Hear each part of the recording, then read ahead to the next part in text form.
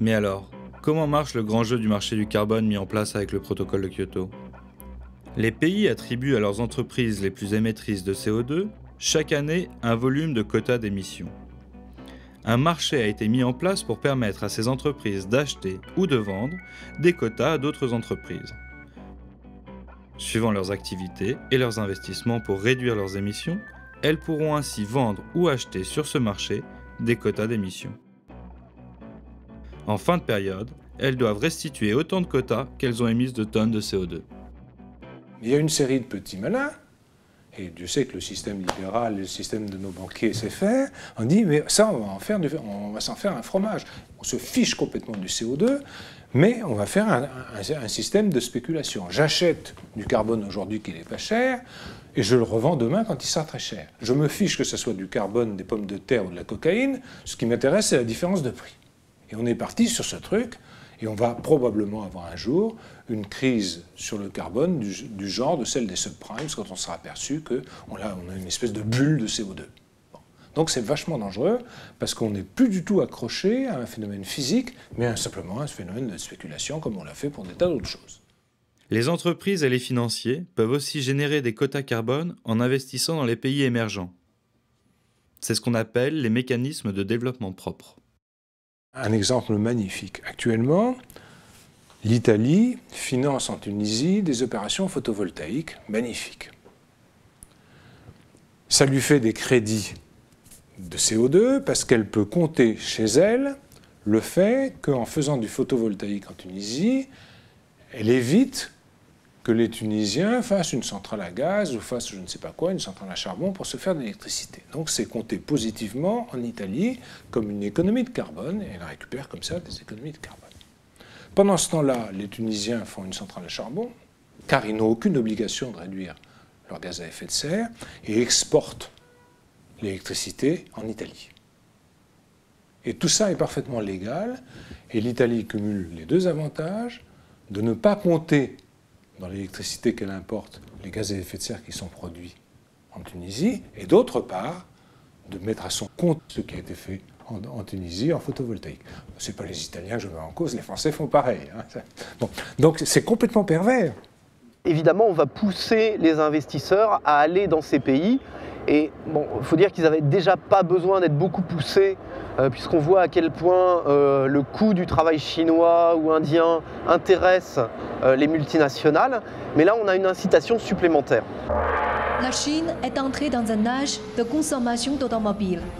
Avec la croissance rapide de l'économie et la demande considérable du marché, la Chine devient un lieu privilégié des investisseurs automobiles du monde entier. À partir du moment où ça coûte beaucoup moins cher de faire de l'acier en Chine, où ça coûte beaucoup moins cher de faire des chaussures en Chine, ou je ne sais pas quoi, c'est là-bas qu'on va dépenser des gaz à effet de serre, probablement plus que si on l'avait fait en France, parce que généralement les technologies sont moins avancées, donc moins économes en énergie. On les importe à travers un bateau qui consomme aussi un petit peu d'énergie, mais ça on ne le voit pas et on ne le compte pas en France, on ne le compte pas en Europe. Donc c'est vachement dangereux. Ces 10 dernières années, on estime que la production qui est réalisée dans les pays en développement et qui est consommée par les pays développés, donc tout ce qui est délocalisé de façon voyante ou cachée, eh bien ça représente 35% des émissions mondiales de gaz à effet de serre.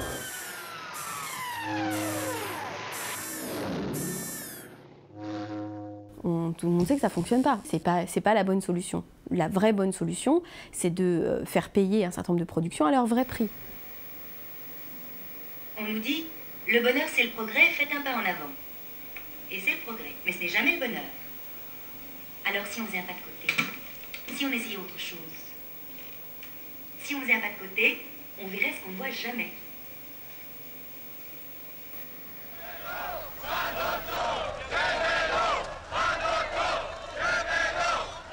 Et si nous aussi on faisait un pas de côté, qu'est-ce qu'on verrait? La manœuvre est renouvelable.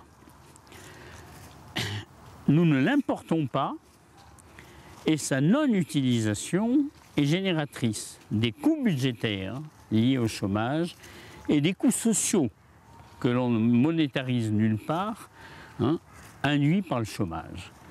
L'énergie fossile n'est pas renouvelable. Nous l'importons en totalité et son utilisation est génératrice des coûts futurs du changement de climat. Alors regardons sur quoi sont assis nos prélèvements obligatoires. Eh bien, 38% d'entre eux sont assis sur les salaires et 3,5% seulement sont assis sur l'énergie. Ces 3,5%, c'est la taxe sur les carburants.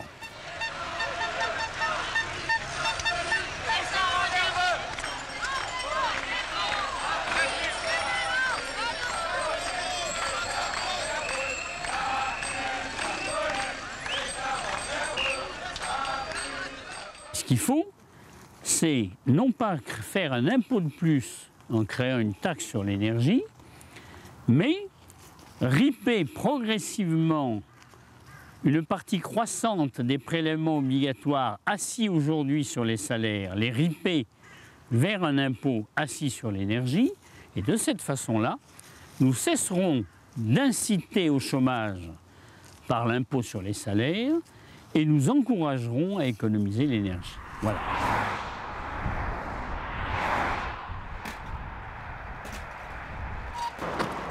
Oh putain, ils l'ont fait. 2,99 €.